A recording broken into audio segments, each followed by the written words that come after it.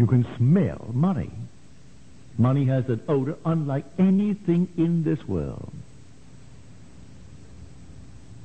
Entirely different. You can actually take it and smell it. A money bag is more fragrant to the miser than all the flowers of the world. It's a pleasant odor to him. Not to me. I need money. I have to have money to pay all the normal expenses in this world. But it's not to me a fragrant odor. But I use this principle towards getting money, towards meeting all the obligations of life. For I am obligated as you are. So I go down to the potter's house. Well, I can sit in a chair. I can stand at a bar. I can do it wherever I am right there in the potter's house, for I found the potter. The potter is my imagination. And the potter is the Father, the Lord God Almighty. And I found him. So I don't have to go any place outside of where I stand to be in the potter's house. And now I will see what he's doing. So I see what I'm doing. What am I imagining? For that's what he's working on. So I went down to the potter's house and I simply saw what he was doing. What am I imagining? Is it a good image that I am forming of myself and my friends and things that I love in this world? Or am I critical? Am I simply making a mess of the talent? I find quite often I am not using it wisely. I tell you that the worship of God is to use his gifts. That's the only way you really worship God. He gave you a talent. Well, the talent is himself. It comes through, naturally, the five senses. I may be denied 4 of them. As many are born minus 1, 2, 3, or maybe 4. Most would have the sense of touch. But some are born blind, or they go blind. Some go deaf. Some lost the sense of sound. Speech. All these things. But nevertheless, I can use in my imagination all these talents. Physically, they may be denied me, but I still have an open door from within, and I can use it from within. I need not actually have them all open on the outside if I'm born restricted. I can still call upon them from within, as I do now, to smell the rose. A friend of mine, she's gone from this world now.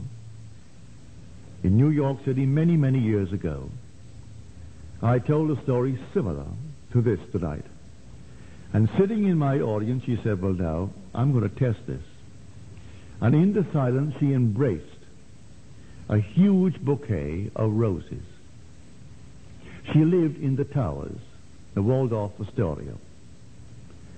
So when she went home that night, as she went down the hallway towards her room, she detected a strong odor of roses.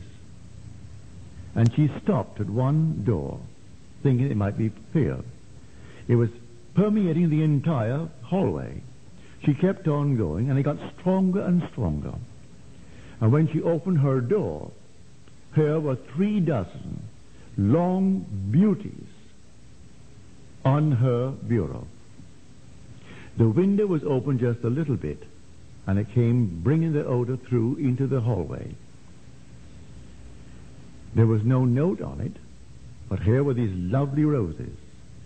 The next day, she was informed how it happened. That night, the English-speaking Union gave a party for the present Queen's mother, who was Queen Elizabeth, but not Queen in the true sense of the word. She was George's wife. She was queen while he reigned. And they had these enormous flowers raised for the occasion. And at the end of the banquet, when 1,000 of them sat at this dinner, they wondered what to do with the roses. And the head waiter said, well, Mrs. Niemeyer loves flowers, especially roses. Send 3 dozen up to her room. You either throw them away or find some way to use them wisely. And so Mrs. Niemeyer was given 3 dozen of these beauties, which she certainly did not expect. But she thought she would try it. And she embraced in her mind's eye, she could smell the roses.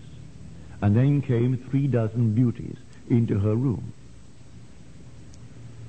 I have known people who will take money in their mind's eye and actually feel it, and it's not present, and smell it and count it off. And then it happens just like that. Man is not completely confined to the little garment and the 5 senses through which contact is made with the world. He has imagination. Imagination is God. That's the potter. That is the Lord. That is our Father. And he gave us himself. And the only way to truly worship God is to use his gifts.